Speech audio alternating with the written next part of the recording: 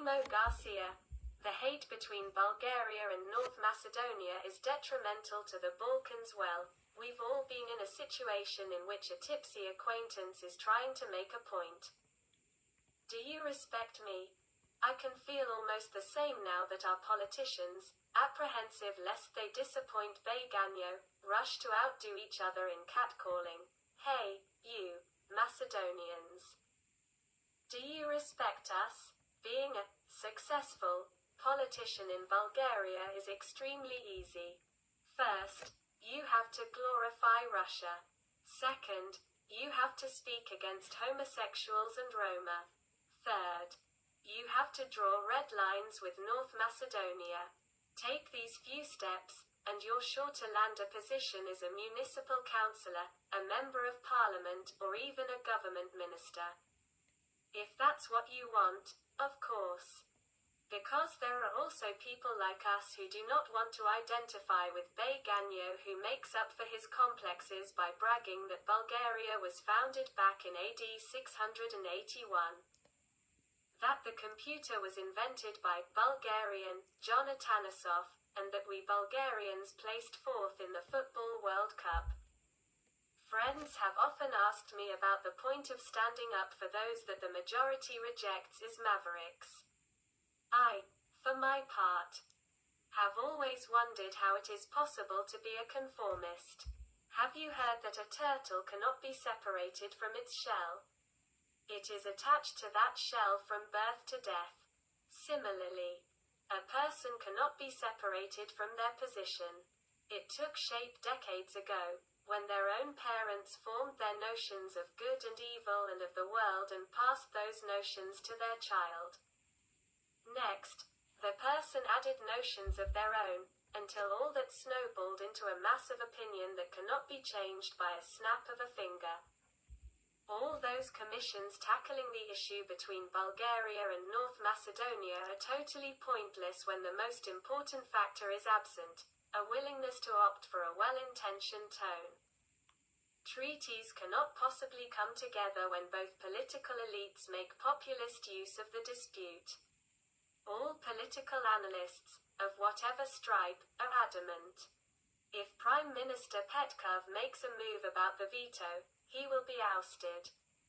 Why? Simply because Bay Ganyo is bristling with rage. He doesn't care about the future, after all. His horizon is limited to the present, from one drink to the next, but it is crucial for him to sense, and let the rest acknowledge it, that Gotse Delchev is his ancestor. Perversely, Bay Ganyo feels the putting of a stumbling block in the way of the European Union's negotiations with North Macedonia as the success of his life. Assuming that he thus contrived to frustrate the plans of the EU, of the United States of America. Here we come to the crux of the matter. Manipulations about the role of the US combined with conspiracy theories about Soros, genders and similar crazy scares, are precisely what push us apart. Bay Ganyo is a fan of Russia. And he wants to serve the Federation rather than his own national interest. Because it makes no sense to stop a neighboring country from joining a union of which you yourself are a part.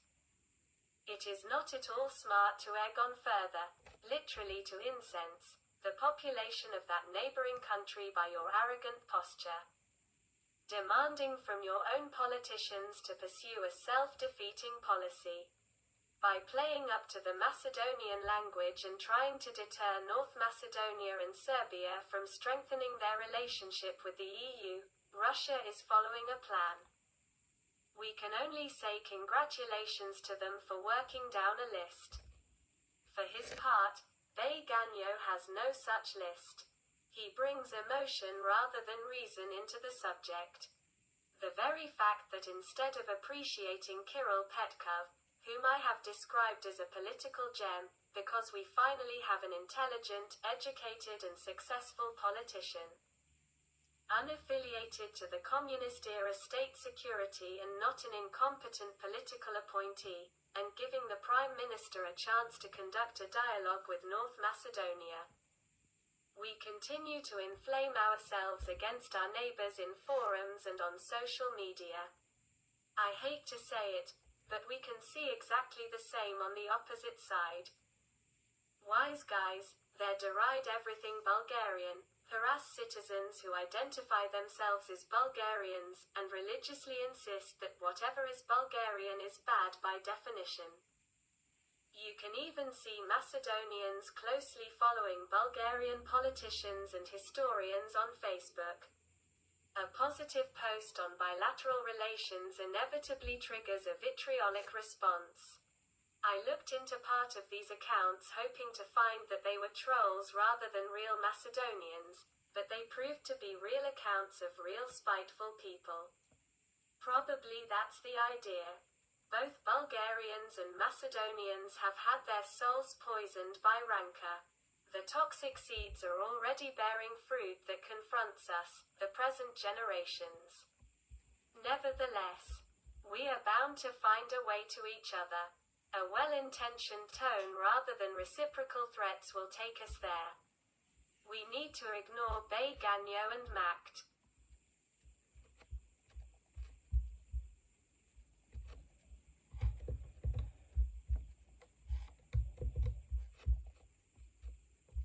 We need to ignore Bay Ganyo and Macedonian fanatics and focus on what matters most. The two neighboring countries must join forces and help, not harm each other. The result will be stronger Balkans, happier citizens, and weaker influence of whatever foreign interests. Asterisk, a famous Bulgarian composite fictional character exhibiting Bulgarians' negative traits.